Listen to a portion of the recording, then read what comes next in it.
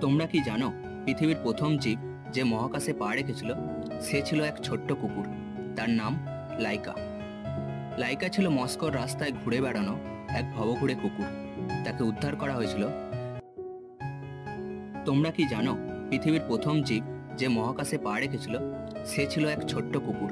তার নাম লাইকা। লাইকা ছিল মস্কোর রাস্তায় ঘুরে বেড়ানো এক ভবঘুরে কুকুর। তাকে উদ্ধার করা হয়েছিল রাশিয়ার স্পেস প্রোগ্রামের জন্য। কারণ ছোট আকারের ওই ধৈর্যশীল কুকুরেরা মহাকাশ যাত্রার জন্য উপযুক্ত বলে মনে করা হতো। তার মূল নাম ছিল কুটরিয়াভকা, মানে ঘুলঘুলে চুলোওয়ালা। পরে তার নাম দেওয়া হয় লাইকা। 1957 সালে সোভিয়েত ইউনিয়ন পৃথিবীর প্রথম উপগ্রহ স্পুটনিক 1 পাঠিয়ে সারা বিশ্বকে চমকে দেয়। তারপর তারা চাইলো আরও সাহসী কিছু করতে, একজন জীবন্ত প্রাণীকে মহাকাশ